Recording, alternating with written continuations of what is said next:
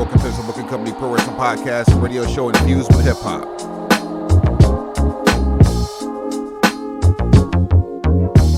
Yeah. When you make multiple zeros, they treat you like a hero. Wanna be your amigo, feeding into your ego. Steady counting your chips, we're not talking about Doritos. It's part of the game, no rain without mosquitoes. Pesty ass Negroes, blood sucking motherfuckers. They come in all colors, brothers and even your lovers. The Willie Lynch syndrome. My mama told me if they can't use your comb, don't bring them home. I leave the city in my comfort zone, into the wilderness of intuition. Discover self and change my condition. I accept the conflict and tension. This is my first ascension, a throwback from a different dimension. From the Balanta and the Mindy tribe, the bloodline of freedom fighters who overthrew the Amistad. That's history I can't forget. Refuse to act like I don't know. She, it's that soul glow. She, church and born from the Emperor. She, from the South where they don't show. She, and they acting like we don't know. She, baby, it's that soul glow. She, church and born from the Emperor. She, from the South where they don't show. Yeah, so they acting like we don't know. Yeah. Live from the bottom of the map, product of the trap, only the strongest can adapt. When pressure bust pipes, dreams fade until you snap back like a new era cap. So we always stay strapped like a lesbian stud. That's the shit that made a nigga, brought me straight out the mud. Straight up to all my niggas with the rubber grips. Bust shots back at the cops before they empty their clips and whatnot. It's survival of the fittest. Can't be out of shape or be too late on where your shit is. That's just ghetto fitness. Lions, tigers, even bear witness. It's the city zoo. Baracas jump out the van and they don't pity fools. Carry tools like Home Depot. Watch when they creep slow. Ringing doorbells, guns all in their peephole. Love my ghetto people. With me wherever we go. But they acting like we don't know. She, it's that soul glow. She, church and born from the Emperor. She, from the South where they don't show. She, and they acting like we don't know. She, baby, it's that soul glow. She, church and born from the Emperor. She, from the South where they don't show. She, so they acting like we don't know. She, see, from the very start, it's those who wear their hearts on their sleeve that believe that things ain't all that dark. I breathe inside this heart, embark with concepts like a journey of 1,000 miles. Start with one step. It was oneself who told me that the currency is free. What you radiate is what you currently receive. I'm a firm believer that once you learn procedures, you can squirm out the dirt. These big worms gon' feed you. But my concerns are meager. Self-love is automatic. Once you plugged into a station that tunes out all that static, it's a beautiful balance. Once you're using your time to find it in your heart to never lose your mind, that grind sets you apart. With a reason to spit, reasoning, responsible for seasoning trips. What I eat don't make you shit, so it really don't help for me to speak on my beliefs if you don't believe in yourself. Welcome to the Broken Pencil Booking Company Pro Wrestling Podcast and radio show infused with hip-hop. I am Wood. Made daily with organic, farm-to-table, localized, neuralized, sterilized, Scotch-guarded for 2020 repellent, available online, shipped via Amazon, not available on Sundays, but now available on thebeastradio.com. Broken Pencil Logic. You stay classy, internet. I'm Suave Burgundy.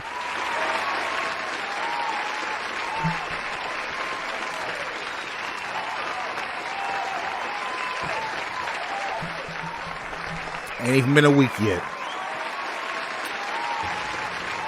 Still, man.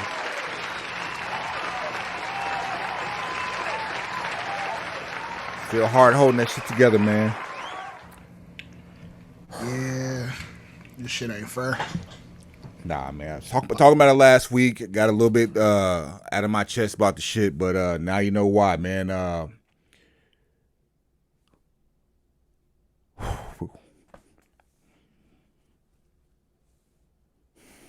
We lost family, man.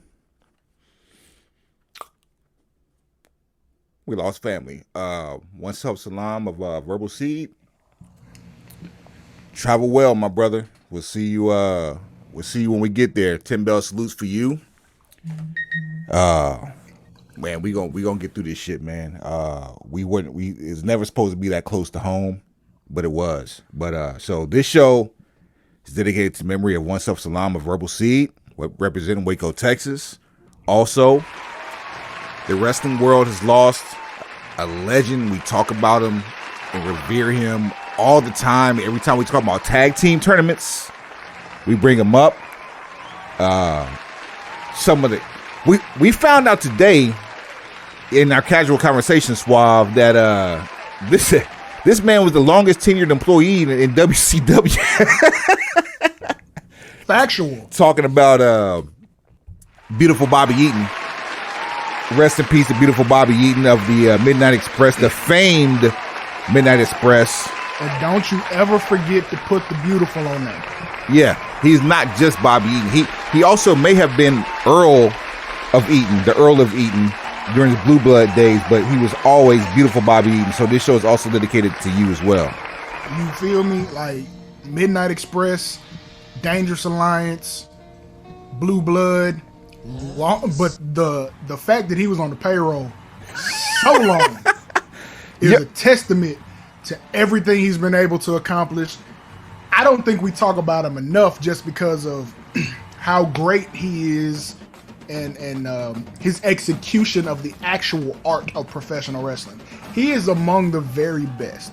He didn't have to even talk because he had one of the great, at the time, the God MC back then. Yeah, one of the greatest mouthpieces in the history of this business, and Jim Cornette as his mouthpiece. Now that I think about it, he may have had the greatest managerial representation of anyone in professional wrestling. Jim Cornette, Paul Heyman, and then Bill Dundee. That's a trifecta right there. Like the trifecta of people doing talking for you, like straight up. Yeah, it doesn't get much better than that. And mind you, Bill Dundee's from Down Under, and he was coming with as a heel at the end of his career into WCW after making his name for himself in Memphis for all those years. Yeah, man. Absolutely.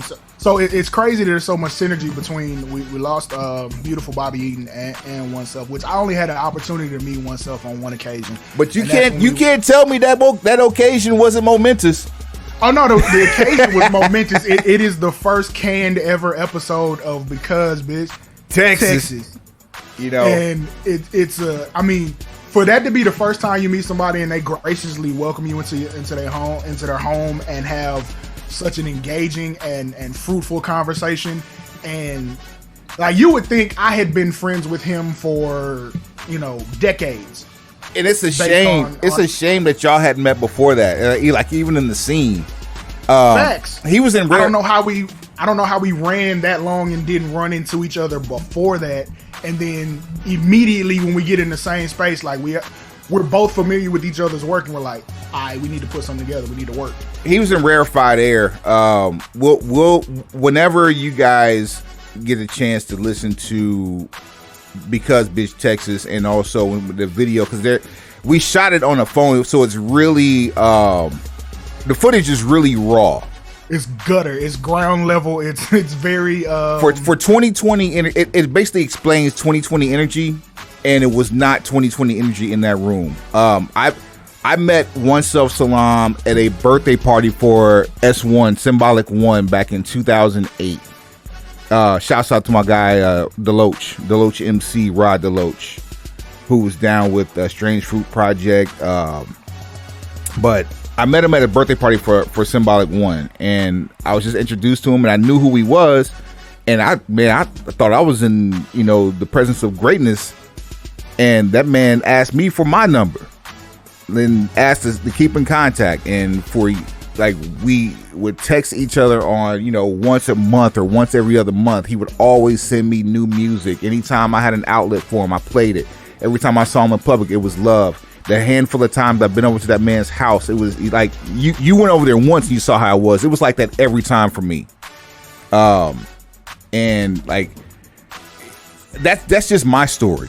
There are other stories that are similar to mine, or other stories that have a little bit more credence than as far as activity and frequency and that type of thing, but they're all the same. You know what I'm saying? That man was a treasure in the DFW Metroplex and in the world of hip hop, and we lost a great one.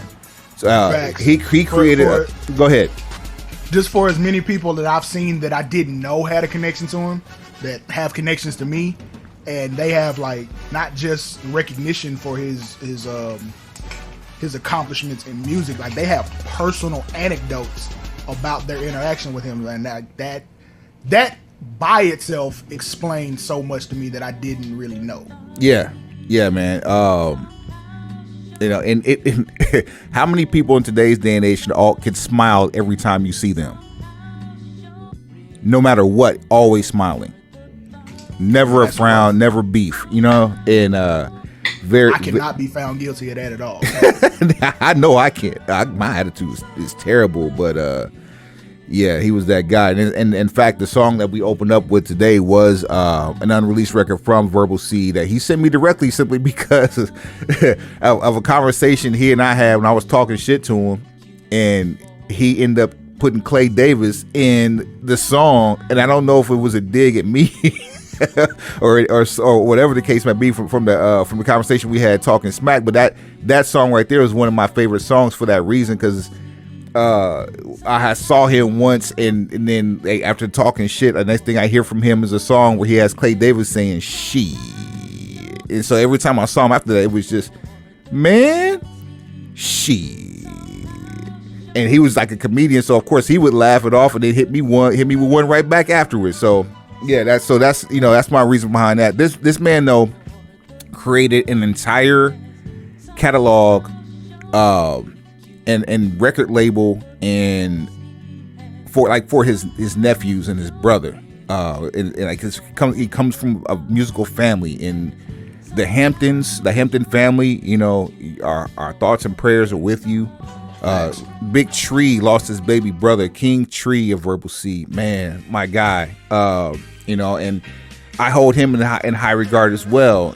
But I just had a different relationship with oneself as I did with Tree, and it's not a bad thing. It's just a thing. It's just what it is. But same for you, Tree. And but he left a legacy behind. And go to Bandcamp, Spotify, any place, Apple Music, any place where you stream or buy your music from. Check out the Black Sun Media Group catalog, man. If you're not familiar, I guarantee you, going back to like 2000, 2001, even the 2005 deal that they had, you'll find some gems. So go out there and grab that. Just like going back and digging up some things, from the past, go back and check the network whenever they decide to add Mid-South on there. Go back and check the classic. Can we have our content, please? Go back and check the original Battles of the Rock and Roll Express versus the Midnight Express. On Mid-South Television, going into the National Wrestling Alliance. And mind you, that Midnight Express was Beautiful Bobby Eaton and Loverboy Dennis Condrey. Then you move over to WCW or the National Wrestling Alliance and World Championship Wrestling, the program, not the company. And then you lose Dennis Condrey and pick up Sweet Stan Lane, who was one half of the Fabulous Ones. And I'm curious to know, and I don't know if anybody can be able to answer this question since we lost both of the Road Warriors. I guess Paul Ellering will be the one that would be able to answer this. And I'm sure Jim Cornette may talk about it at some point or time or another either. But have you ever heard the story about the time the Road Warriors went up against the Fabulous Ones in the AWA? And they got the finish for the Fabulous Ones got the finish, and then the Road Warriors got the finish. And Hawk went into business for himself because he didn't like the finish, and it basically became a no contest. And the Fabulous Ones got legit beat the fuck down for no reason. Yikes! You ever heard that story?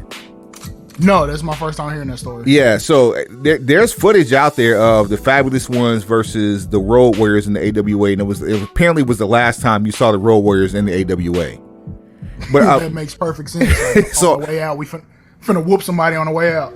So I'm curious if Stan Lane went to the NWA and joined up with Jim Cornette and Beautiful Bobby following that incident, because it wasn't long after that Steve Keirn went to the WWF as Gator. Not Gator, Skinner, rather. You put the proper respect on Skinner's name. So Skinner, for the way that they have presented my guy, which goes to something completely different we'll talk about later in the show, considering how they've presented my guy Bray Wyatt, like essentially he is the manifestation of Skinner. They tried it again though. Remember the guy from Tough Enough that ended up going on the History Channel or was it the History Channel or TLC, whatever channel they have, huh? Because he was Skinner in real life. Yeah. Like he was made to be on Swamp People on the History Channel. Swamp People. Yeah. Shoot him, Holy. For those of you that watching, you know, like that's one of my favorite. That's another one of those like appointment television. Like when we talk about what you watch on TV, and I can never think of stuff I watch. Swamp People is something I will sit and binge watch. Mm-hmm. Man, there's so much because you mentioned Bray. Do we want to get into that now? I mean, it's organic. It flowed properly. Just go and bring it. Last week on episode 120, was it 126 we're on last week? We're on 127 now? Yup. All Previously on the Broken Pencil Booking Company pro wrestling podcast and radio show infused with hip hop. We had to come back in and kick the show off with breaking news after we had already recorded the show. Speaking of, today is, if you're hearing this, today is Friday, August the 6th. Yeah, my Lord. Yeah, my Lord. I said, yeah, my Lord. Yeah, my Lord. 20 and 21. Amen. And not long after,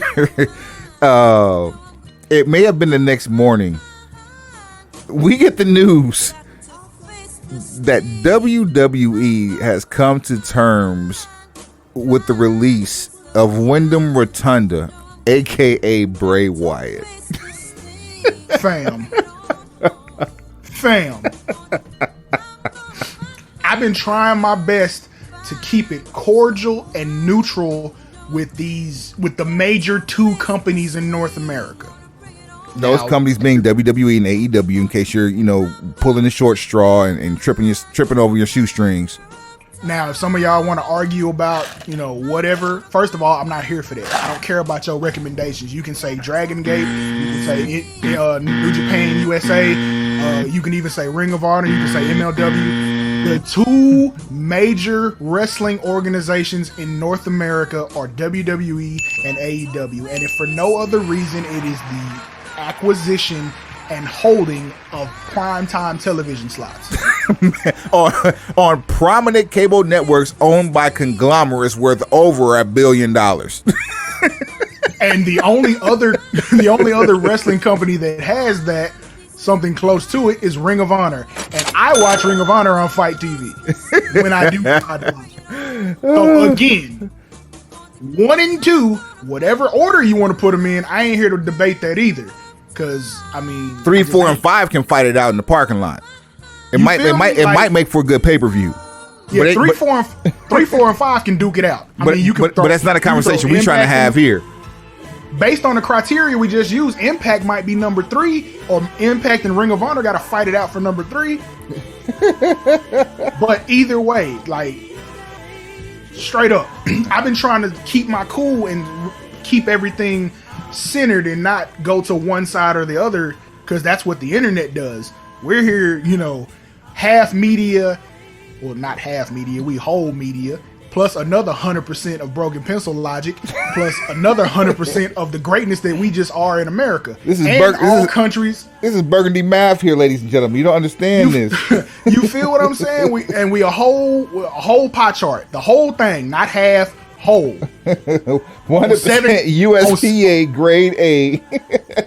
With the shit on 7 continents and everywhere that podcasts are available. All of your streaming platforms, and hell, some car stereos. Hell you mean. But you have fired now look, everybody has a wrestler, whether you realize it or not. Everybody has a wrestler or an act or a faction or an entity in pro wrestling that you will go to war behind. Like you will have the conversation, you will justify almost every stupid thing that they've ever done booking or creative wise, because that's who you've attached yourself to. Some people, we know some people who are like that about the Young Bucks and Kenny Omega. We know people who are like that about different talent here and there. I'll be honest with you, I'm like that with maybe 3 talents I can think of off the top of my head. Roman Reigns, Samoa Joe, and Bray Wyatt. I will argue with you about their greatness until I can't anymore. And you decide, because of budget cuts, because that's the official reason that we were given. We're budget cuts. We're throwing air quotes up there. Yeah, budget cuts from a company who just secured how many billion in the last 18 months? At least 2. Let alone we say the last 36 months. Okay, so now we're talking. We're saying at least 5. If we're talking billion. That bag, not billion, not with million, a B. billion. Billion with a B and a pinky. 9 zeros, 3 commas. And a pinky up to my mouth like Dr. Evil. $5 billion. Man. And we are budget cutting Bray Wyatt, who not for nothing is a top 5 merchandise seller. He might have been number 1. He might have been. I'm trying to keep it modest. Hey, but there's one thing that's guaranteed, 2 things that's for certain. Price just went up. Price just went up. Factuals. Because I'm looking at this and I'm like, okay, the only reason I don't say he's number 1 because I don't know what the cutoff is for Cena. Because Cena's the only other person. Cena and the New Day are the only other people. There we go. Okay, there you go. Now we can throw those in the hat and we can speculate on those. But right, you can shake the hat up in almost whatever order you pull out 1, 2, 3. I could justify it. Roman just got back to selling a lot of merchandise or a lot of T-shirts. I don't know. His merchandise checks are probably dope, but the Fiend sold a $400 replica title of his face. And it was better than anything that was being worn around anybody's waist. And it's simply a replica. And he wore it to the ring for what, the 3 or 4 title defenses he did get before Goldberg. He wore it around his fucking neck. Man. So see, this is one of the things. It makes me angry because you can't justify this. You can't tell me that that's a budget cut because I don't believe you. He's making the money to justify whatever you re-signed him for. So if you gave him the $500,000 deal or the close to $1 million a year deal, he's basically canceling that out in merchandise. And he'd be doing more than canceling it out if you booked him properly, but that's another situation. So apparently the story goes that Bray Wyatt, in his time off since WrestleMania 37, which we saw how that turned out, he had become increasingly more protective of his character. Sidebar. Multiple online sources are reporting that his wife JoJo or lady friend JoJo Offerman has been. That's his old lady. He got enough. He's married, I do believe, but I know he got enough babies from her, and they live together. That's common law. That's his boo thing. Has been unceremoniously and quietly released by WWE in within the last 6 to 8 months. Okay, continue. 6 to 8 months takes you back where? Because we're in August. So that's the top of the year. Top of the year, right? So what did Bray Wyatt spend the top of the year doing? Suffering as a burn unit patient. You think all this stuff ain't tied up? But apparently he had become more protective over his character and was basically shooting down bad booking ideas as to where he had been letting it slide and just making the best of a air quotes bad situation. But now he's like, nah, I don't want to do that. Nah, this don't make sense. He's calling you out on your nonsense. And then same article goes on to say that his relationship with Vince McMahon had become strained. I don't know why that is. He apparently, now these are unfounded situations, but these are all stories that we've been told, that he took the time off after WrestleMania because of the death of John Huber, aka Brody Lee, and he needed some time for a mental health situation. And because he was leaving and asked for that time off, the finish to WrestleMania 37 was changed. While also this same report says he was due to come back for a huge push in August, and you cut him at the end of July for budget cuts. There's more. There is so much more. I really hate to give this more steam than it needs, but considering we've had multiple conversations about this man, we're going to do it anyway. One Randy Orton. Randall Keith Orton, who was The Fiend's last dance partner at WrestleMania prior to that terrible ending and the preeminent last Firefly Funhouse featuring him, in which he expressed a change. This Randy Orton came out and said, and this is paraphrasing, not a direct quote, that you will not see or hear from The Fiend on WWE ever again. It's for so much foreshadowing. This is in April. Here we are in August. Kayfabe storyline wise, you're supposed to say that. You're supposed to say, I got rid of him forever. I put him out of wrestling for good. Like, they've been saying this since the 80s. Like, all you did was jump him after a match, and apparently you put him out of wrestling for good. He's back in 2 weeks and on your ass. But this doesn't make any sense. Like, this is really stupid. Like, most of the air quotes budget cuts we've seen, of how many, what's the body count? Because you had looked that up. On which one? On the budget cuts, 42. Jackie 42. Robinson. You know what I'm saying? 42, Jackie Robinson. And to me, we could probably say out of the 42, 37 of them were probably, yeah, you know, a hot 37 of them were like, okay, this ain't really no big deal totally. It's a chance for y'all to go freshen up and get a new coat of paint and come back. Y'all are young enough to do this on another level somewhere else, raise your stock, and then, you know, come back for the same money or maybe more. Let me run down all of these real quick as much as I can. This is from an article I'm finding on the Sporting News in real time. So if I'm missing something, you know, pardon me. But no we had no intention of even talking about this. It just happened to be this way. I mean, organic. So from the most recent to the I guess the first. And while you're reading those off, I'm gonna count which ones are like these were absolute mistakes. And I said about 5, so it took us down to like 37. So we gonna see. Now, but before I get into this list, though, I will preface it with this one. There are at least rumors, of course, at least 2 contracts that are either already up or about to be up within WWE as we talk about this podcast. Okay, don't count those 2. No. That's later in the conversation, later in the show. That's the perfect segue after we do this, but yeah. So the most recent one, the Nature Boy, Ric Flair. Why is this important?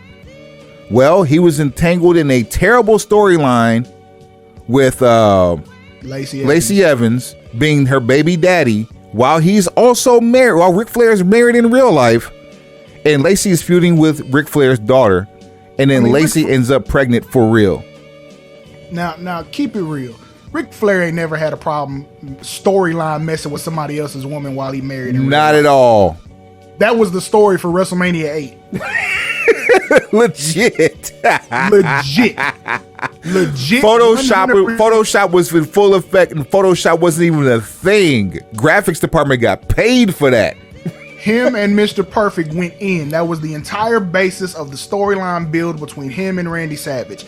And it carried over into WCW to where in the mid to late 90s, they were still on that bullshit. Actually, late 90s, post NWO.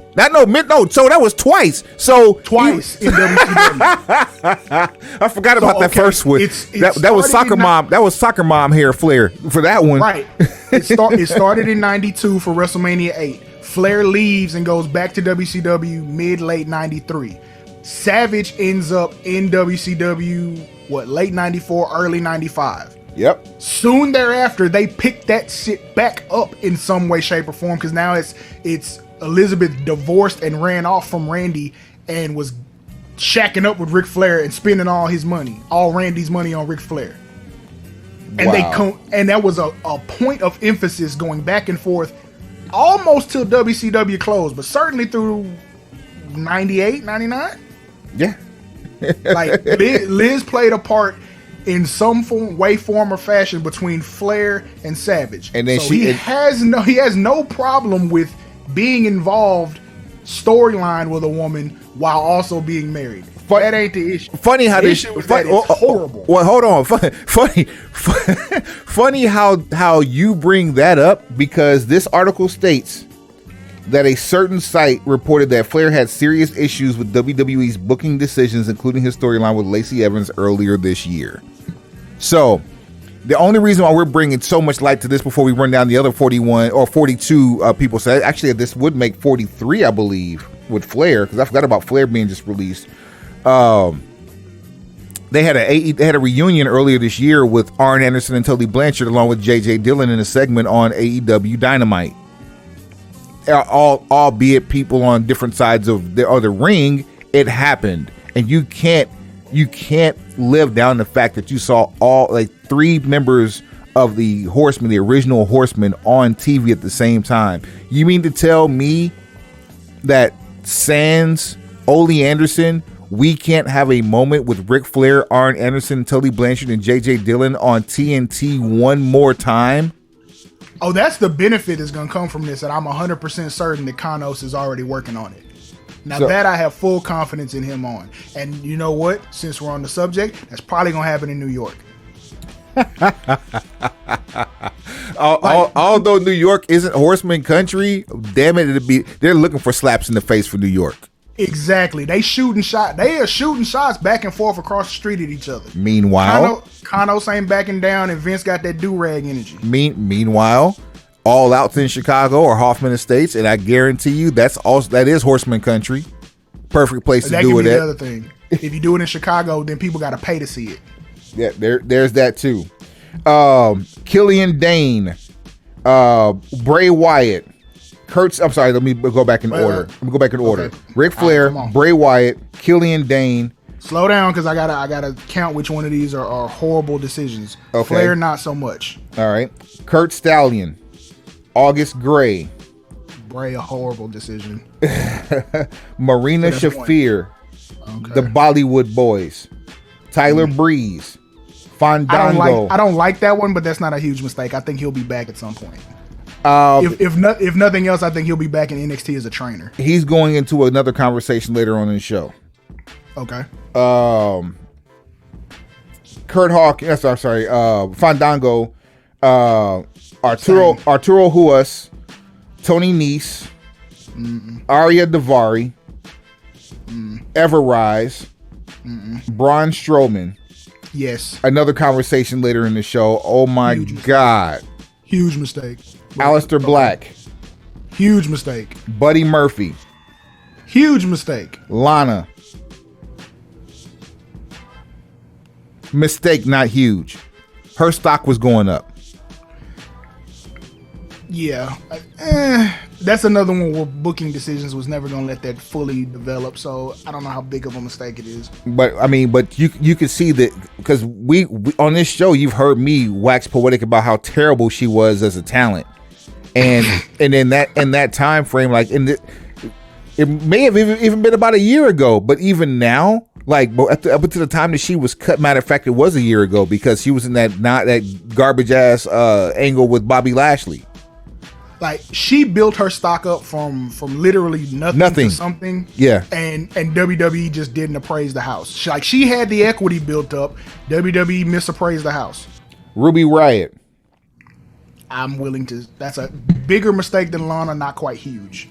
Santana Garrett. Okay. Jessamine Duke. Okay. Andrade. 5. There's your 5 right there. So now anything else is overkill. Alt-Right Snitsky. I'm good. Cutler. Steve. Yeah. I'm good. Samoa Joe. That was such a huge mistake. They brought him back. Right. That's the only reason I'm not counting. That's the only reason I'm not counting as a huge mistake. So that we still at 5. They brought him back with a new deal within the 90 days. That boy don't get you feel me. You feel me. Peyton Royce and Billy Kay. 7. Mickey James. 8. And how they let go of Mickey James was trash, literally. You had someone campaigning to be Lily, and she was cut for it. Chelsea Green. The good idea, the fact that she had that good idea, I like that. Doesn't make it a huge mistake. Plus, she's been a little injury prone, so I won't put that in the huge mistake category. Yes. But that is a move that potentially could come back to bite them. I think she'll do better elsewhere because women's wrestling is actually, it's more than 4 people everywhere else. Tucker Knight. I'm good. Kalisto. I wish him the best, but I'm good. Poor move if you're trying to expand and recruit more of a Hispanic and Latinx audience. Not a huge mistake, just not great either. Bo Dallas. 9. Part of another conversation. Well, I can't put him in huge mistake category. Like, I had high hopes for him. He's obviously a serviceable individual, more than capable of performing. You had a lot of untapped potential, and he's a third generation talent. You don't get third generation scrubs out of nowhere. And they don't grow on trees. And he's not a scrub. He was made to be one. Again, part of another conversation later on in the show. We got a good one for you. Yeah, so I'm still at 8. Wesley Blake. Keep going. Let me see here. Stand by.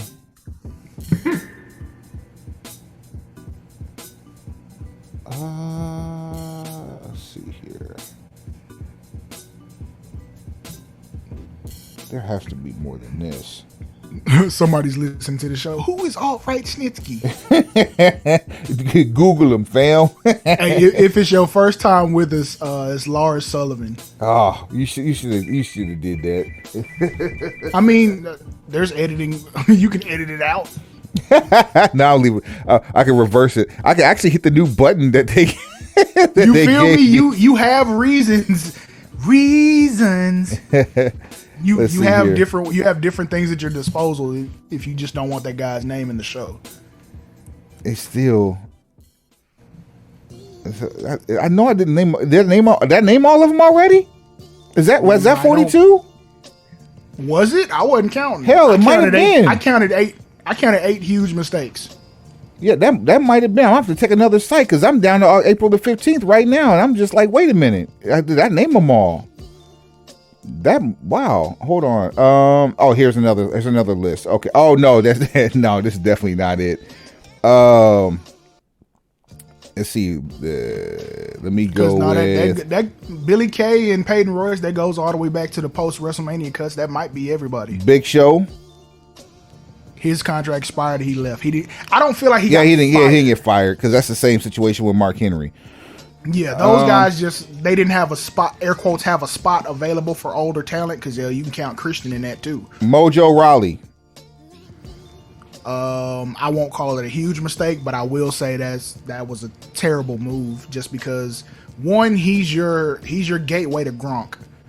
And two, you just had to find something for him to do because I felt like he had Cena-like qualities in his ability to, one, cut a certain type of promo and also to be involved on the other side of the business, like making the appearances, showing up, having that energy. He has Cena-like qualities in that respect. Kavita DeVee or Devi. I'm good. Vanessa Bourne. Not right now. Skylar Story. Keep going. Ezra Judge. If they're all people who had made TV debuts in NXT, I can't say anything one way or the other. Don't worry, I got more. Alexander Wolf. I wasn't a fan of it, but not a huge there's more potential in that one being bad than how bad it actually was. Right. Velveteen Dream. I don't know if I want to call it a huge mistake because apparently he has been radio silent since his release. Which means you think he didn't need to be? I mean, yeah, but well, okay. I'm saying yeah, but at the same time, he also said he was about to be a lot more vehement about defending his innocence. Right. And I'm certain people have, at least called to see, hey, what's your legal situation looking like? Once that's resolved, if it's resolved the way we would like, call us back. We might have some money for you. Matt Martell. Keep going. Chase Parker. Keep going. That's pretty much it. So those are the other ones. There was a bunch of NXT releases. So 8 and a possible. Dead ass. I undershot how many huge mistakes they made. But as you see, like, you can break that down to a percentage. A large portion of the people, and since people cut, they don't necessarily hurt WWE very much, and it gives those talents an opportunity to go somewhere else where they will be used better, used more often, be able to get some seasoning, refine their presentation, possibly come up with a new gimmick, flesh out all of their creative ideas that weren't being used in Stamford, and we call it Stamford because, that's WWE World Headquarters. But in Orlando, if your stuff wasn't being used properly and you were cut during the Thunderdome era, you have an opportunity to go, freshen up, come back, sit down at the table, negotiate yourself something new.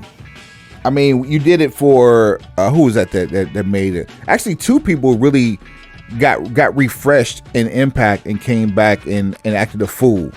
Well, if you want to count 3, EC3 was the first one, but they completely misused. Actually, not even misused. They just didn't use him in WWE. And his NXT career was amazing. His WWE career was there. He was there. You ruined it once. You let him go. He got back over. Came back again.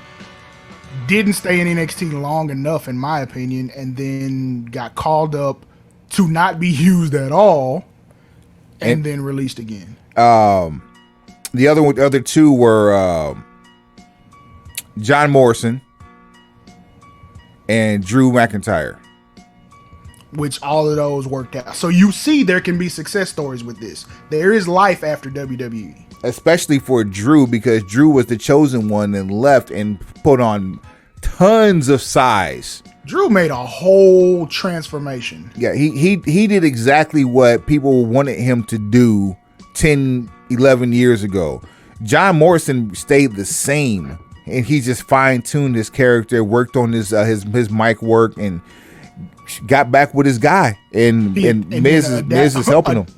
Finally figured out how to adapt parkour into his actual in-ring style and not just the shit backstage, and now he's ridiculous. Yeah, it's a different John Morrison. I mean, I hate to say this, he's probably got a few more years on his belt, and that's going to be about it for him, just because of the severity of what parkour can do to your body. But man, he'll be in shape for the rest of his life, that's for sure. and then now the hilarity / corniness of Johnny Drip Drip is going to make sure he keeps a job for a while. The drip stick, man. Like, people are going to, I swear to you, if WWE shops start selling drip sticks, John Morrison will end up with a face turn and some sort of a title run. Can't say it's a world championship, but he's going to be prominently featured if they start selling drip sticks, and that actually starts getting money. He actually has the possibility of drip sticks being, especially if we can stay outside in Vegas. If those strips, we know we can't stay outside, man. There's no. Can you imagine SummerSlam where they're either giving out or selling drip sticks, and people are just spraying water across the whole stadium? In Vegas? With masks on? Not now, because we close to being back inside. But just think about it. I'm saying, like, oh, it's cash. It's cash money for the 99 and 2000. Don't get it wrong. And 2000. Do not forget the 2000. Man. Wow. But So eight huge mistakes out of 42. But even still, like if you have 8, we'll throw out there 9.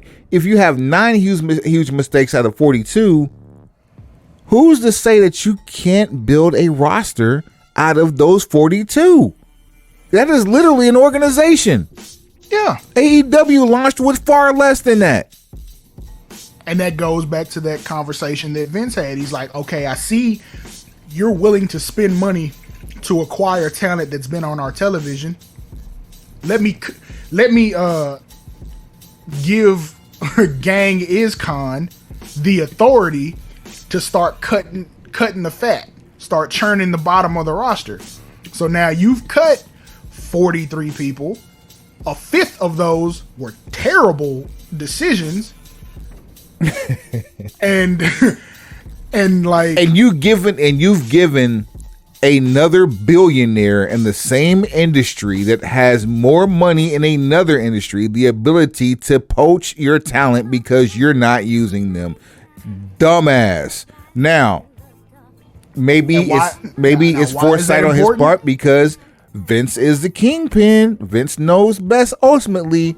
But again, like you're about to say, Suave, why is that important?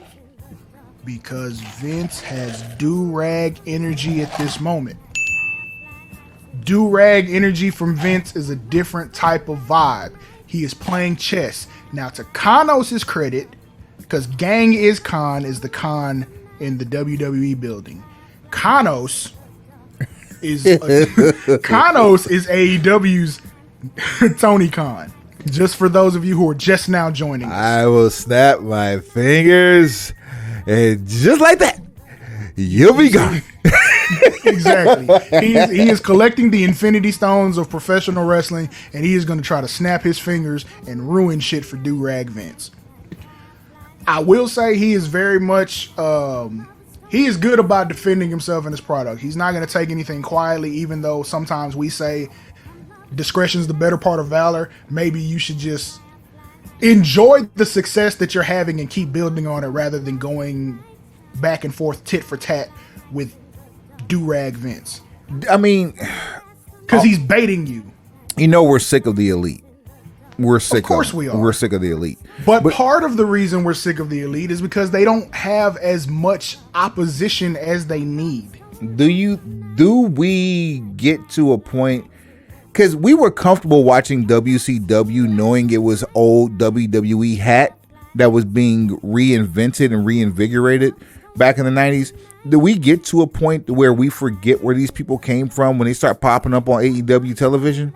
It depends on how soon they pop up on AEW television after being on WWE television and how much they modify their look, if any.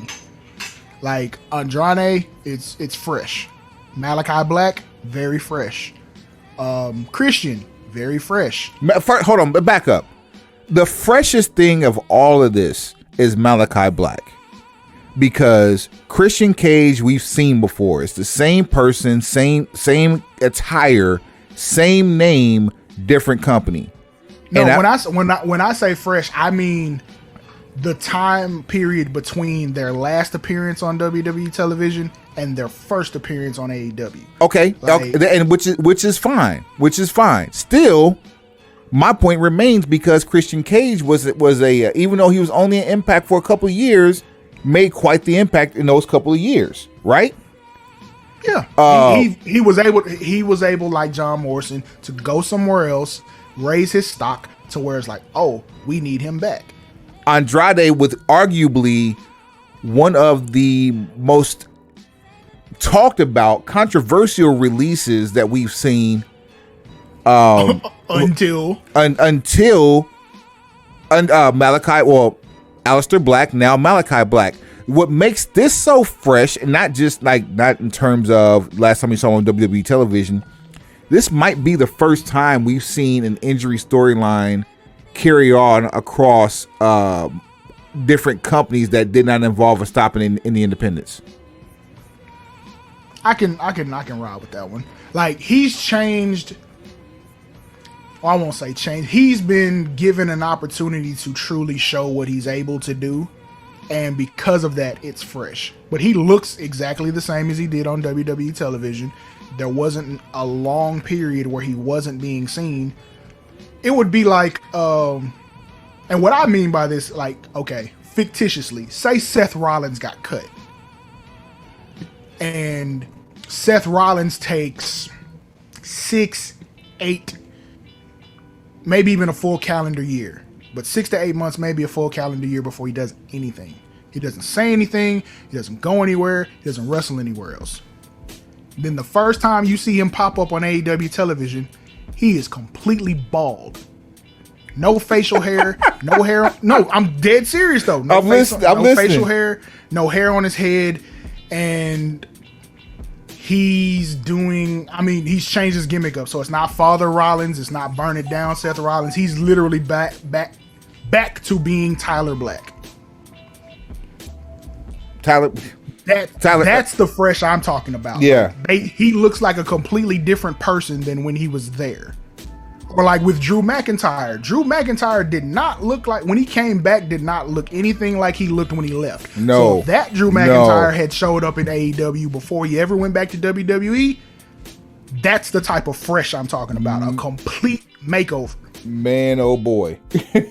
like when if Rich Swann if he cut his dreads off and kept his beard, and went to a bald fade. That type of transformation, something that is huge, and it makes you feel new again. So that's all I'm saying. Rumors abound.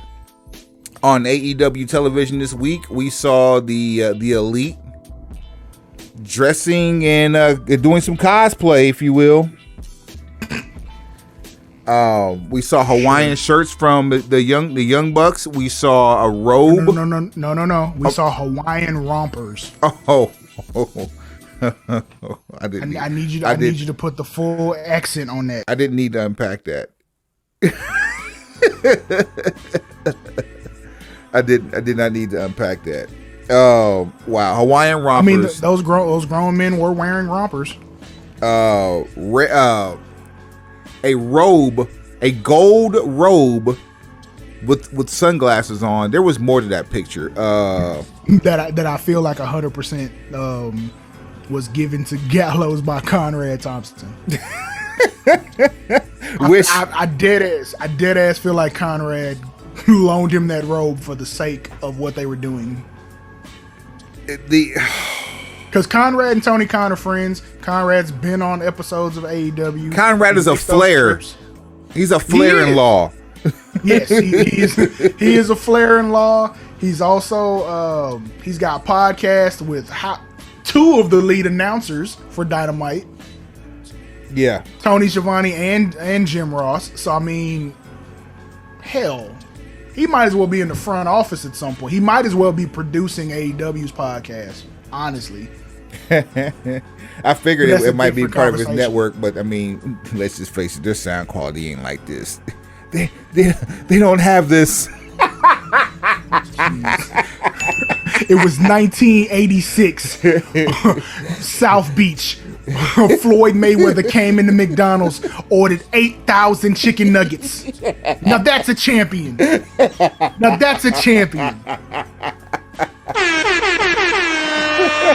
Batman team. Oh man, some shit never gets old. Yo, all right. So we were talking about other conversations earlier, and there's a lot more to go on because we still got some rap to talk about too. Oh wait, I'm tripping. I wasn't even done with that whole Elites thing. There was also what was the reference to CM Punk?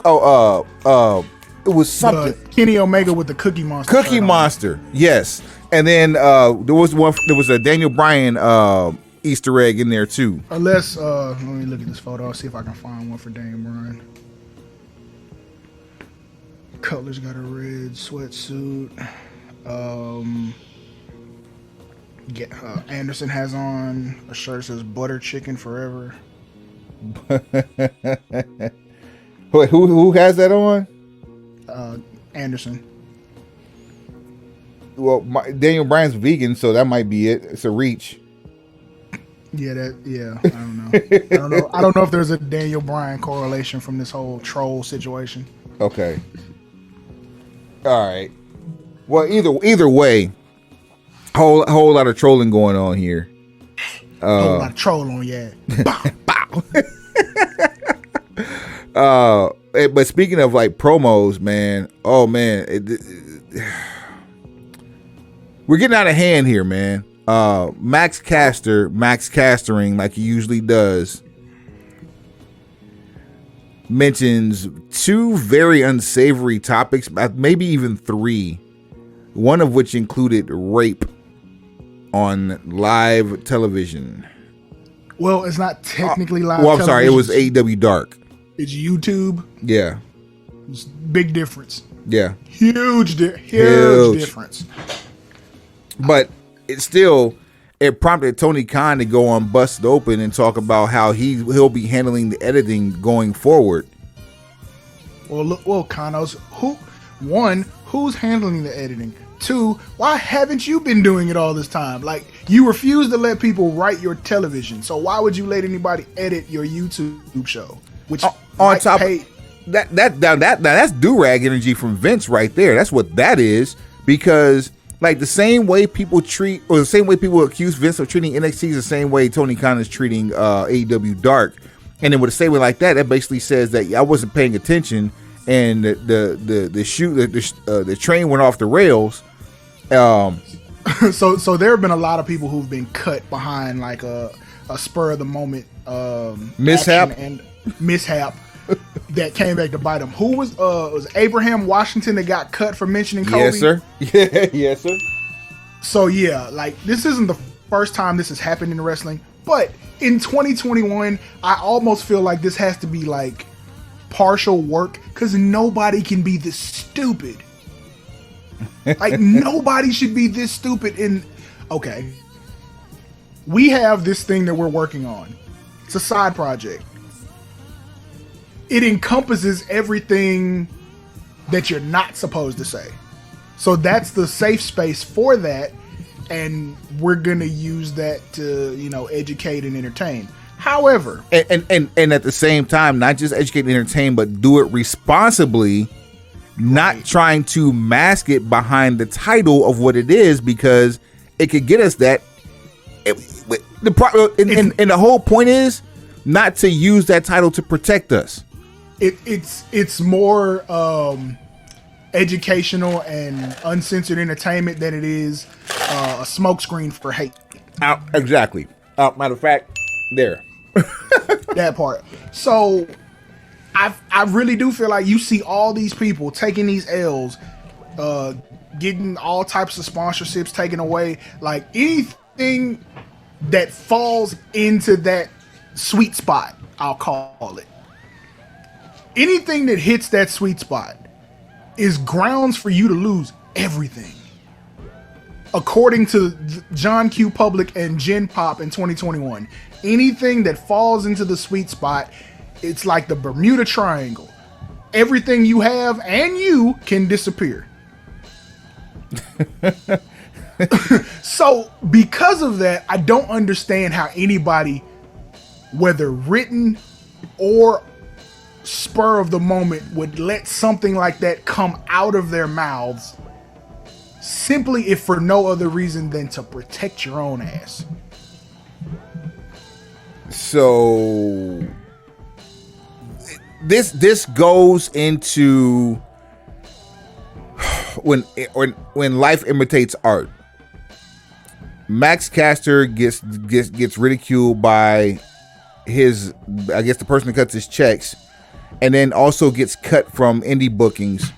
Meanwhile, rapper DaBaby suffering the same fate from ill-timed comments, ill-timed, ill-advised ill-advised, non-threatening, non-inflammatory, but tasteless comments. Yeah, I need to hear I need to hear the audio from him saying that so I can know exactly what was said, because as I say all the time, with me, words matter. We're in the English language, it's more than just words matter. Words and inflection of said words matter. Words, inflection, delivery, context, all of the above. All that matters in the grand scheme of the delivery and the intent of said delivery. That said, we are also not living in the 60s, 70s, or 80s because we grew up in an era, not to excuse anything, so don't think we're doing that. And with this conversation will go a little bit deeper into detail on the other show. We know how to hold people accountable and hold feet to the fire on situations that need to, but we also know how to call a spade a spade. If something doesn't fall into the sweet spot for us, then we're not going to put it there just because you want it there. There are far more people who are able to drop an N-bomb now than were people who freely flew the inflammatory F-bomb in the 80s. Let that resonate for a second. And this is the part where I opt out, because then I'm gonna go on a tangent. So and that tangent's for the other show, so that's fine. Exactly. So part of what makes me think this is a work is the fact that what we just said, the baby made worldwide news and has lost some festival placements, a couple sponsorships. He's issued an apology and gotten started to get some of that back. But how much apologizing are you going to be able to do though? Like not enough to get back where you were, but that doesn't necessarily mean you can't go further than where you were projected. But when your team is shit, right? Like your team is trash. If you have a team, you're surrounded by yes men who don't care about your bag. The only thing they care about the bag is the fact that if you get to hold it, you get to hold a stack that's in said bag and spend it. You care about going out and reaping the benefits of the bag that's being collected.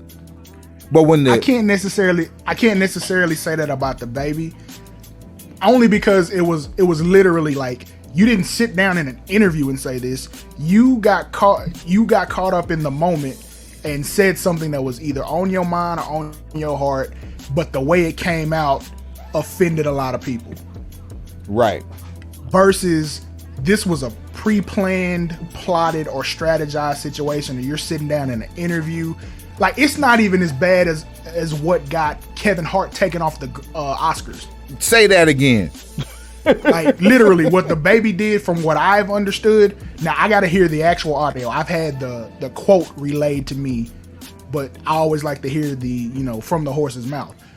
What he's in trouble for is not as bad on any scope as what Kevin Hart said that got him cut from the Oscars. And what Kevin Hart said that got him cut from the Oscars was, what's the word I'm looking for? Selective. This was also selective. It was just the fact of more people opened it up and gave it more energy than it should have been. It should have had. And it was a similar situation. Like, Kevin Hart was on like another world trajectory. Same thing with the baby. He's like He's the biggest artist in America. He's the biggest rap artist in America. And I know some people are gonna weigh in and do different stuff, but Drake's not as active as he was before. And he's got an album coming. Nor does he have to be. Back nine. Yes, nor does he have to be. Exactly. At this point, like, rap shouldn't even be his main focus. He's too talented in other situations. It's time for him to start doing movies. And then the baby also doubled down and kept making more ridiculous comments because of the backlash. It's like everyone starts attacking him, and when you're attacked, most of the time your initial reaction is not to try to diffuse the situation, is to defend yourself. And when you're on the defensive, that usually means you go on the offensive. And speaking of defense and offense in the rap world, we did have a versus battle this week inside Madison Square Garden with the Locks and Dipset. Now that's the shit that was over from the intros. You know what took me out more than anything else? What's that? With Jadakiss made the said the line about I got cats to go to jail to get the teeth fixed and pointed at Joel Santana. See, I'm still watching. I haven't made it to that part yet. Oh man! But from what I have watched, literally, this was over at the intros. The production value on the Lock side versus the show production value from Dipset, night and day. For those of you who are in the DFW Metroplex area, it is akin to a concert at AAC versus a concert at the now no longer with us in Deep Ellum Gypsy Tea Room. And no disrespect to any Deep Ellum venues that house hip hop, we appreciate you, but we do know some of these venues they welcome hip hop in because we bring in a certain amount of finances, but their clubs are not set up for hip hop performances. Their speakers, their sound systems, they're all tailored for rock music. Rock music does not come out of a speaker the same way hip hop does. This is true. Which means a lot of times you got to go to those venues with a CD or flash drive or however you're playing your show disc, where you're just performing full songs. You don't have the luxury of saying, "No, I'm gonna take my vocals off of this because, I want to stay true, air quotes, true to the art." No, it's like, I don't know what this sound system gonna hit like, so just in case these mics are trash and they can't hear me, at least the song will be playing. Man. Like, those are the type of crucial decisions you have to make in this city when you're doing the independent circuit. Things have gotten much better because we have more venues that are more geared and aimed towards hip hop and its performances and its fans.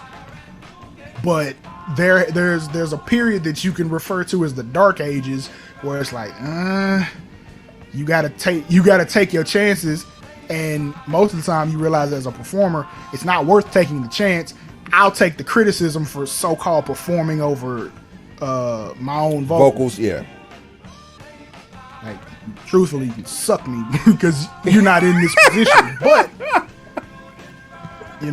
that's the way love goes, or whatever Janet Jackson said. Right on. So we go from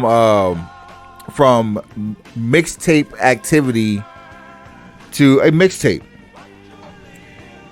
We have yet to talk about what I teased earlier in the show, about conversations related to certain talent. And this is something that's pretty serious, as like we talked about earlier. Adam Cole is rumored to have a contract that expired early in the year, is working on a per show, per appearance deal or handshake deal, as the case may be, that takes him through Takeover this month. Also rumored to be out of there coming soon would be Pete Dunne, or having that contract expire. Not necessarily out of there, but a contract expire soon is Pete Dunne. We saw earlier this year what happens when you let a contract expire and people will, go elsewhere. We also see what happened when you don't follow the terms of what your contract should be and people go elsewhere, which is an appearance the following week on TV. Like this that old school, this the old school Nitro energy here. But that said, people are forgetting the prowess of some of these people that have been released. That said, NXT Hall of Fame. This is a topic that no one has talked about. I mean, because they're not us. I got a few names that would belong in the NXT Hall of Fame. And I can start with Bo Dallas. Okay, that's an interesting choice. Give me your reasoning for Bo Dallas. 280 days as NXT champion. Okay. I thought he was the first, but apparently that honor goes to Seth Rollins. But he was also, which for all intents and purposes, if you were dope in FCW, you were earmarked for success in NXT for the most part. Regardless, though, Bo Dallas was still at that time, and he was the longest reigning NXT champion at 280 days during the time that he was the champion. That's a pretty phenomenal feat for someone who's an afterthought at this point. Who you got?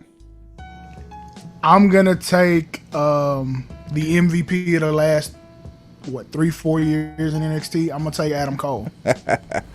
Why? I mean, why not?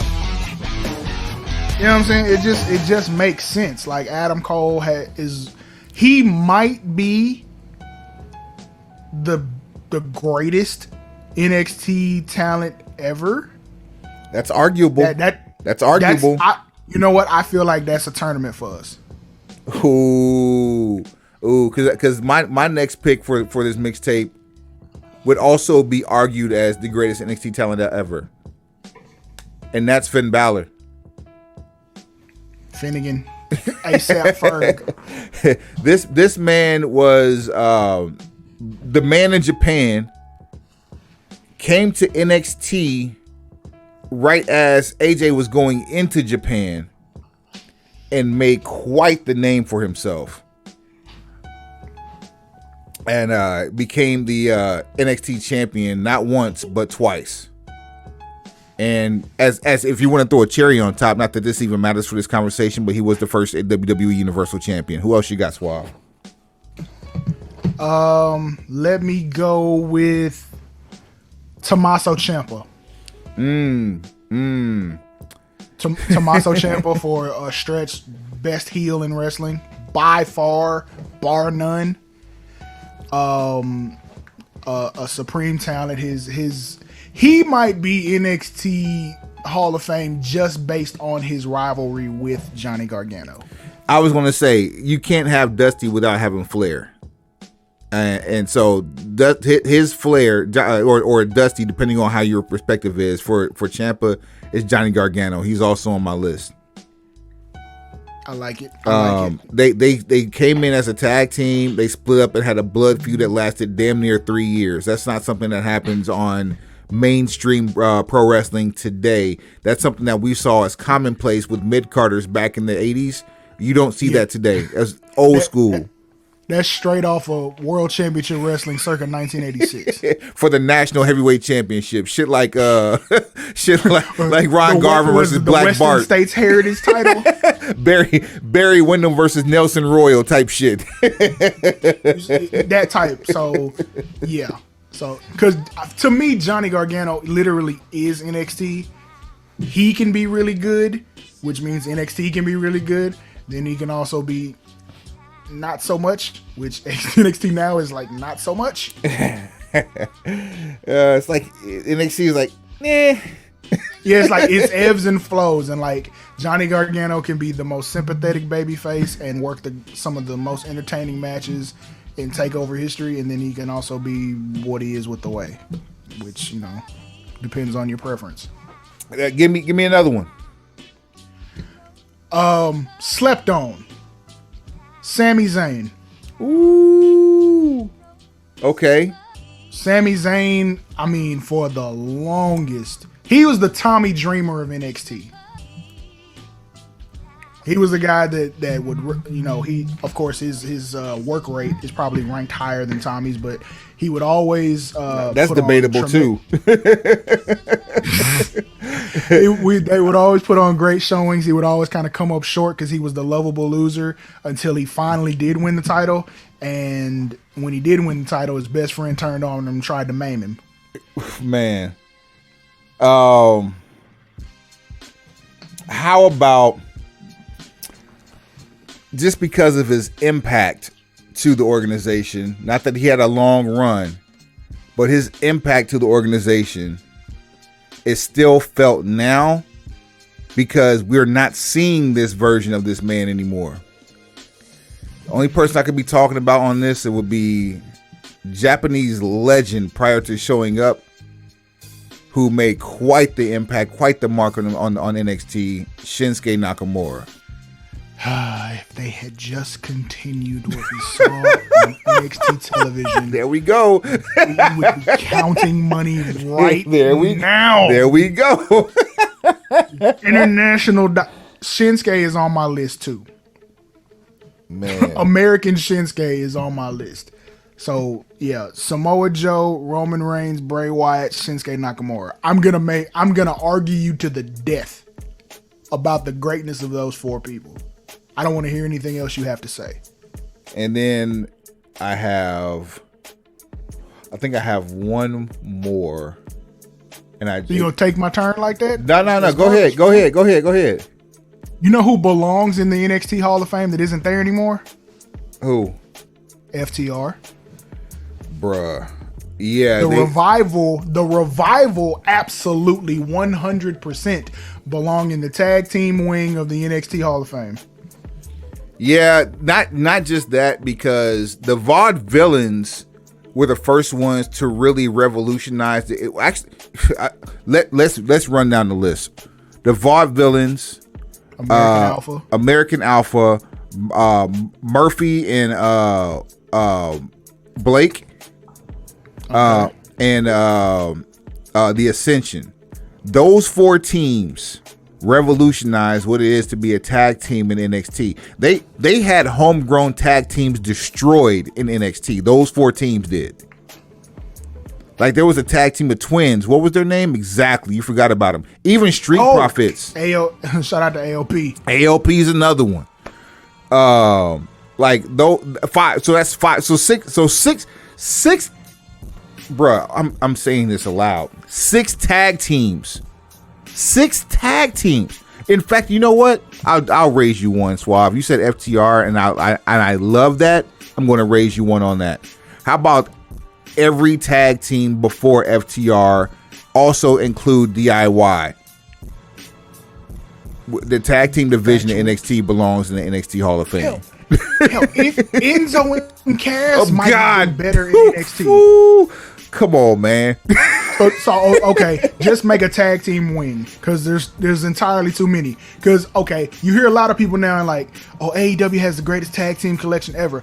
I would put NXT's 2016 tag team division against whoever you want to name now, and would smoke AEW. You could. I mean, break down, roll, and smoke. We could do an NXT Hall of Fame tournament for the people that we're naming out for the mixtape and the tag team separately, and still give you 2 shows. 2 tournaments. We'll take AEW's current tag team roster, and then we'll pick the year we want from NXT for their tag team roster. We'll hammer that out tournament style, and we will go through and figure out who is the greatest NXT superstar of all time. Wow. Now that we're on the subject, guess who else belongs in the NXT Hall of Fame? I can tell you, I'm gonna start with Bianca Belair, but go ahead. Asuka. Reinvented herself. We got to take care of the ladies. Asuka, Bianca Belair, Charlotte, Sasha Banks and Bayley. Basically the 4 horsewomen, all of them, except for Becky. Becky didn't find herself so much later. Yeah, and by much later you mean like WWE TV. Yeah, she was definitely the one that she was like, one of these doesn't belong, and she was definitely the odd woman out. Yeah, it just took her a while to find herself. Bayley was who she was, and her NXT persona translated perfectly to main roster. Same with Sasha Banks. Same with Bianca Belair, because they're big, over-the-top personalities that really just need a bigger stage to perform on, versus being a really good talent but not quite sure how we want to present you, or you don't have that, you haven't had that you magnified times 10 moment. And I'm gonna tell you somebody else too, just on a character standpoint. There wasn't a bigger character at the time than Blue Pants. Wow. Blue Pants. I mean, hey, while we're on the subject, the Shield and the Wyatt family belong in the NXT Hall of Fame. As units? The Wyatt family for certain. I don't believe the Shield was all together quite the way they debuted and what they went on to become. So I won't use the Shield, but the Wyatt family, Bray Wyatt was doing the gimmick he's arrived to television with in NXT. Which is another reason I do not understand how you let this happen. He's homegrown. He gave you the gimmick. Gave you the gimmick. Third generation superstar. You're the only person who's ever had him on television. You took him through the original NXT game show concept as Husky Harris, put him in Nexus, had him leave, come back, join CM Punk's version of Nexus. That didn't work. He goes down to NXT, completely revamps and reinvigorates, re-energizes. All of those words. Because all of that comes back as like Waylon Mercy 2.0 mixed with Cape Fear and Backwoods Moonshine Brewer. Completely revolutionizes promos for this era. And like you still found a way to mess this up. And his grandfather, because bitch, Texas, Blackjack Mulligan. His like how do you ruin this? And his father was working for the company. Mike Rotunda. It's so much disrespect. And is Mike Rotunda a Hall of Famer yet? Should be if he's not. I mean, because he was a tag team champion. He is one of the few success stories from the occupational era. Like, he and Barry Windham were a tag team, for God's sake. That man was a certified public accountant. Man, listen. At any rate, we could go on and on, but yeah, that NXT definitely we got to give it a couple of tidbits. What do we think about Charlotte all but dropping a god bomb on Monday Night Raw?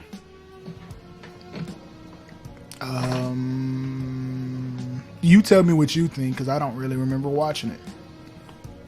And that's pretty much it. She that's pretty much it. She went full Lesnar in the main. Now, I didn't hear any part or any promo she cut before the main event. She went full Lesnar on Nikki Cross, which it was the same thing that we always see and we always say about Charlotte. It looks like when something doesn't go quite to her liking, she gets aggressive and starts taking liberties. In this situation, it worked because it looked like she was literally a class and a half above Nikki Ash. Yeah. So it worked out when the fluke victory happened. It was like, oh, okay, I see what they're doing here. I mean, but all this started with some nonsense anyway. I mean, like, here I am with the rules again. When you do a cash in, the person must be on their feet when you start the match. Who said that? It's been a rule for years. It's just within the last couple years that hasn't been a rule. I've never. Well, okay.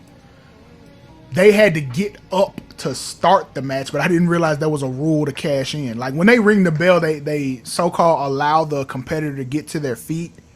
But truth be told, I mean, if I'm cashing in, I don't care. I get two fucks too. I'm with you. But like if you go in and say cash in, somebody's on their back, like you have to get them up to start the match, right? And that didn't happen with Charlotte. Because one guy, when Seth Rollins cashed in, wasn't one guy in the air? Yep. One guy was up in the air on another man's shoulder. So I mean, hey, call it what you want. So if you want to sharpshoot, that'll do it. Cody and Malachi, do we think that Cody's going to be gone for a while? Because Cody got to hand it to him and then cut a promo as long as the match was. Why are we doing this? So really elaborate work to get to a match it all out. Okay. When truthfully, if we're dealing with the whole idea of long-term storytelling, I do realize you're dealing with TV and you're trying to pop a rating on TV. So having Cody versus Malachi Black on TNT is a good move for your television relationship. However, for your professional wrestling vibe that you're trying to get people to buy a pay-per-view soon, you could have just continued to have interaction between those two until you get to All Out and then have the match. Now, I don't think Cody would have gotten dog walked had you waited until the pay-per-view.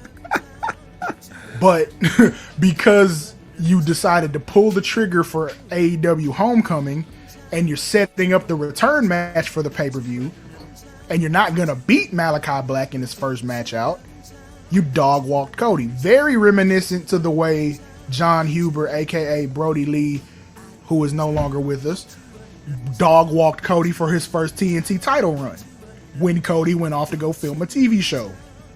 Listen, And come back with black hair and then change it back to blonde a week later. if you're gonna dog walk somebody, the last thing we want to do is hear him on the mic afterwards. I didn't understand that at all. Like you did not have to cut that promo after that match. Like that's hot shotting. The very definition of hot shotting. You could have come out a week later, cut that same promo, gotten ready to leave your boots in the ring, and had Malachi Black stop you from saying I'm retiring. Because that's essentially what it was. Cody cut this long, it all made sense, but it was a very long and drawn out promo. Almost seemed like something you would have done after the cameras went off on some, bonus content vibe. Mm-hmm. But then, you could have waited a week. Just do it a week later. But they did it all then. He cut this long promo, started unzipping his boots, like, the whole thing about, they say when a wrestler retires, you leave your boots in the ring. That's akin to what The Undertaker did, leaving his gloves, hat, and coat in the ring. Yeah, everything but his ring. But his boots. Right. We need those to walk up this ramp. You can't walk up that ramp in socks. Unless you're on a stretcher. At any rate, do we care? And then you not walking up the ramp, they walking you up the ramp. Do we care about Dave Bautista bankrupting himself while he's still on the contract? I think that's cap. But look, I could be wrong. But the way I read the excerpt was like, he had blown all, and it's not funny. If it's true, it's not funny. But he had blown all his money from wrestling, and he was almost bankrupt and broke. And I'm like, you let your contract expire. There's no way if I'm broke and on the verge of bankruptcy and destitute, am I going to let my WWE contract expire to go maybe get on in Hollywood? But is this more of a cautionary tale of like gambling on self or just like mismanagement of funds? It's the Antoine Walker story had he not got on in Guardians of the Galaxy. There's that. he may not have blown $100 million, but he blew a sizable amount. If it's true and it happened exactly the way he says, it's like, dude, you got off TV. Okay, put it like this. Batista was as hot of a character as he had ever been when he left WWE TV. The Hollywood, self-entitled, arrogant prick was gold on television. him in the wheelchair demanding the spotlight. That was the best Batista that WWE had put on television since he left Evolution. Man. And you walked away from that, let your contract expire, say, I'm finishing up, I'm done. Apparently they couldn't work out no new deal. If you're on the brink of bankruptcy, I would at least sit at the table and listen, see how much you can give me just so I can hold what I got. But you say no to that, I'm gonna go to Hollywood, see what pops, and just so happens you perfectly fit the casting for Drax the Destroyer, and that movie role changed your financial outlook. And luckily to the point you pushing for a Drax series and or movie for Disney Plus. Luckily for him, his star power shined brighter following the leaving of WWE, because the Man with the Iron Fist was his first motion picture role. Wasn't his starring role, but it was his first major motion picture role, and it was a good one. RZA looked out for him on that one. I love RZA as like a I love RZA for movie scores and maybe one or two movie roles. But other than that, I dread seeing my guy on the casting list. Have you seen Nobody? No. He pulls out a masterful cameo on that. Not even cameo, a masterful co-starring role in that one. And see, like my favorite RZA role is in American Gangster. That might be one of my favorite T.I. roles. And T.I.'s You got see some, what I'm saying? He's got some. Like, T.I. got some good stuff in there too. That one might be one of my favorites. I want to be like you, Uncle Frank. But why you ain't show up for the meeting with the Yankees? But yes, like American Gangster, he does a great role. But then like anything Japanese themed or samurai themed, it's like beating my head against the wall. Like Man with the Iron Fist, he was in a G.I. Joe movie too, and I'm like, this ain't it. This is not it. This is rough. When you see him in Nobody, it's going to hit you different. Okay, I'll give it a chance. Yeah. What if you have access to it? Go out of your way to watch it. You and the missus will absolutely love it. That's one that might be. What platform is it on? Yes, find one. I know it's in theaters. Fam. I get my viewing a different kind of way, but everything is digital too. So I mean, you search for it, you'll be able to find it. As a matter of fact, I need to know what. Let me find it which right. over the top platforms is on. Yeah, we're gonna find it right. I'm not gonna go digging through the crates for a RZA movie. I think Apple will have it on there too. Because I'm having 50-50 results with my guy and his acting. So it's everywhere. Yeah. Apple TV Plus, Google Play Movies, Amazon Prime, Vudu, YouTube. It's everywhere. How much is this? Because $6. That sounds like a new release, huh? Yeah, it is a new release. Yeah, it's still in theaters now, but people ain't going out. Not everybody back outside. I don't know if I feel like parting with any of my hard-earned American dollars for a RZA co-star movie. Well, there's a couple of things. The main character's name is Hutch Mansell. What? You lied. Hutch Mansell. No, I'm not. No. I'm reading. Oh my God, his name is Hutch Mansell.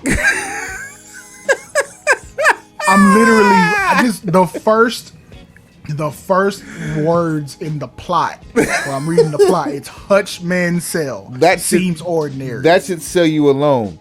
However, that's not the selling point. The fact that this is one of the only this is the only newer movie within the last probably 5 or 10 years that I can tell you off the top of my head I've watched at least 3 times in full from start to finish.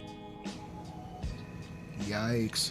So this, man. So apparently one of the screenwriters for this is a wrestling fan, Hutch Mansell. They just didn't call him dirty. Finally, actually two things, not finally.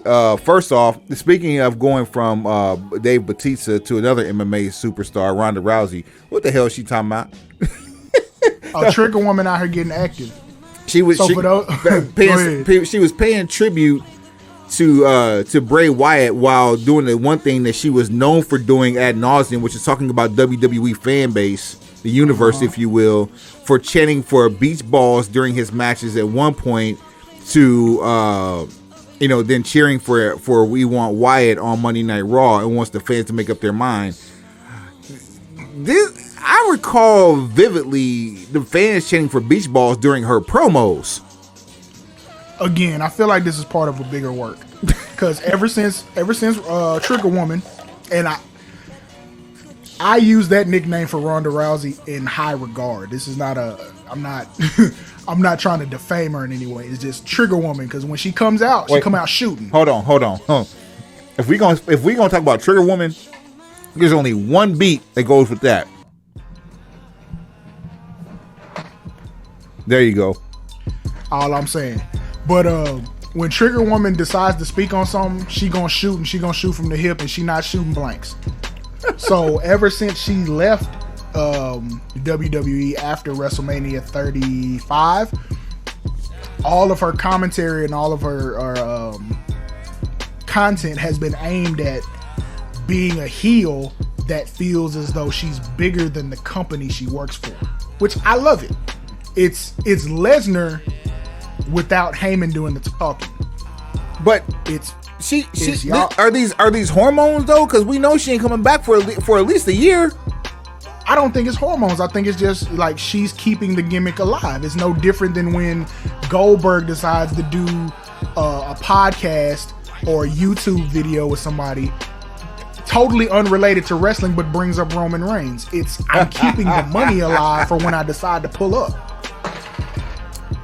There's going to be a bag.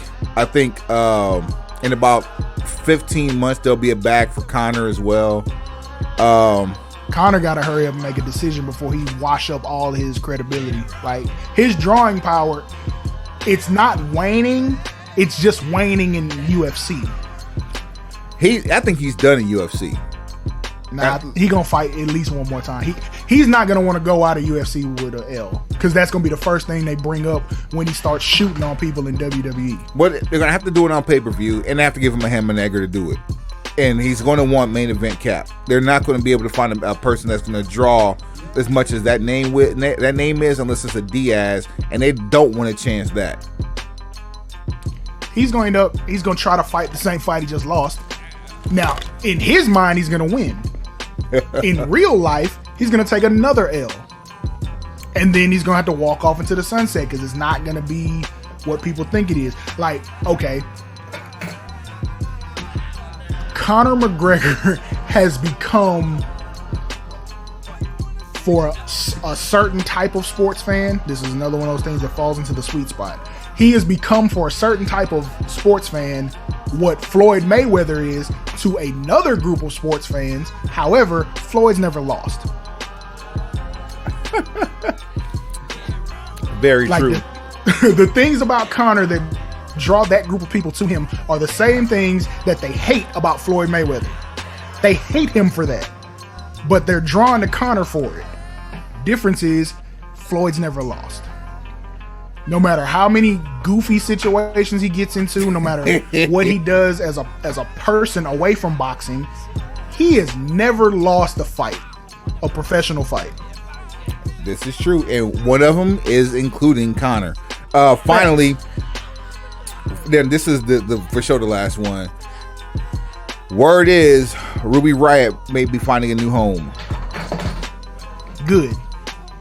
That home may be in Jacksonville. AEW needs more women. They need more capable women. They need to fill out that division.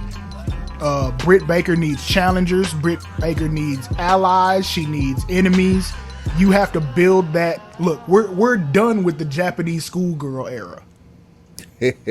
I don't need an entire roster of Japanese women that don't speak very much English on an American broadcasted television show. And I know some people are going to be offended by that, but you have to really pay attention to what I'm saying. And what's the lady who was basically all but retired, and after an injury on Monday Night Raw that was going back to Japan anyway, and Nia Jax took her out? Kairi Sane. Every AEW Japanese woman reminds you in some way of Kairi Sane, and it's not by style more so than it is by physical appearance. None of them are as good as Kairi Sane. This is a fact.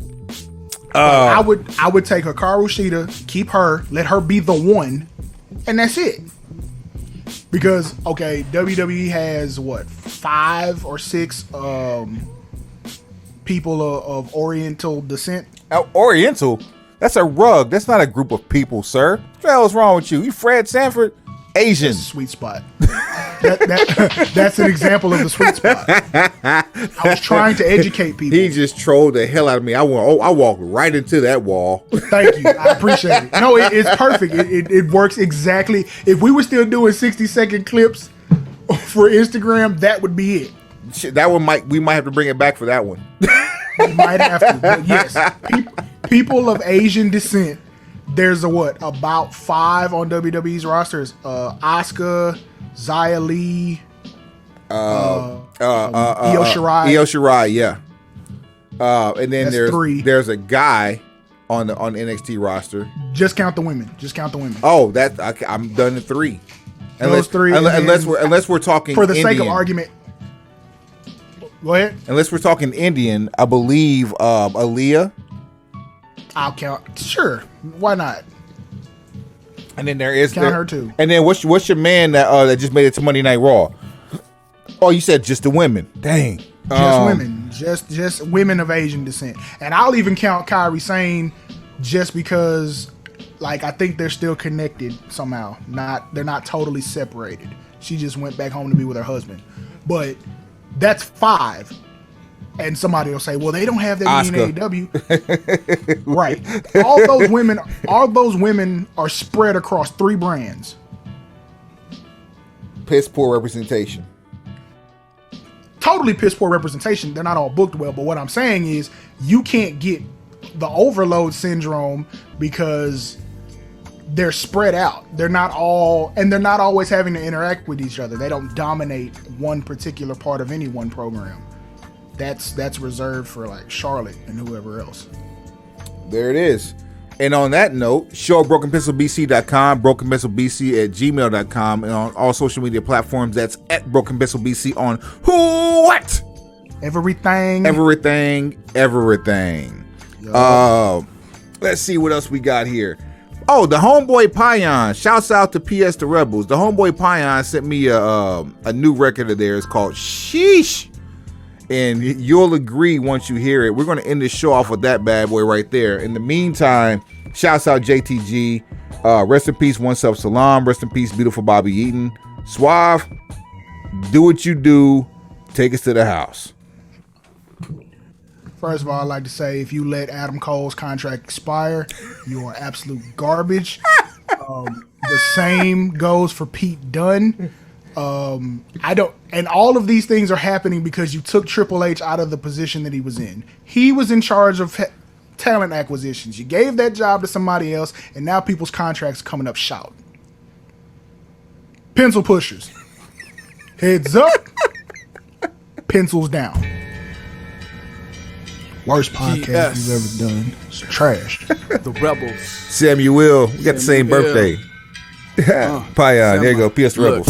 I learned from the poor righteous teachers. Defeat is no longer an option for these features. Black, no cream of the fact that I'm so eager. The hungry East African snacking through your speakers. I got dealers, scholars, and killers around me. So becoming a rebel wanted in your city, your county, really don't wow me. I'm from a village to town near you. I'm here to collect. I'm fulfilling a bounty. Look, from international down to the locals. Everyone around knows Samuel with the vocals. Hope go smash on the session on Pro Tools. And I'm repping my roots. It's just part of the protocols. I didn't vote, not at all. My article's a confession. What if I just bought the next election like they do and choose my own presidential candidates to represent them? I'm the real black symbiote, Samuel Venom. I'm momentum leveled up. Keep going, won't let them up. It's like the UFC in this game of life. How we set them up to fail, etc., etc. I said it raw, and you heard it here first from Jaws of the Predator.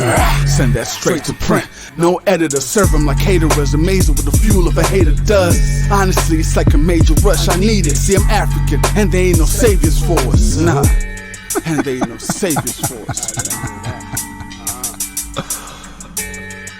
Let's go. See, I learned from ancestorial alchemy, African royal dynasty anointed in ceremonial boundaries. True my rebel, nothing about me cowardly. I smoke my wee before I go devour beats. My inner demons surrounding me, and they growling me. The way I stand my ground, you be proud of me. See Mars for the allergies, hard pumping kerosene, cause they don't care to see or treat us with courtesy. Please. Okay, Google, now tell me why they rappers now softer than ramen noodles. And I was built up from my skin rough just like a loofah. And what I've been through has made me go cock-a-doodle. And shout out to the producer, I'm a nuisance. The type to eat some mooses in Bermuda. Out here with lion snakes, gorillas and barracudas. Na lazima nitakula kabla nijakufa. Niliruka lakini sikuanguka sababu tulijifunza. kuishi maisha yako kama shuja. Hakuna Mungu hapa anakuja, amuka. Wanadanganya, wanataka sisi kupigana na matata sana, na wanakaa hapo na wanakula. But ain't no more of that, reporting live from the jungle where ain't no tourist that notorious from where killers get deported back. Stay woke like Insomniac, master the art of rap, no cap, we stole it back. P.S. The rebels.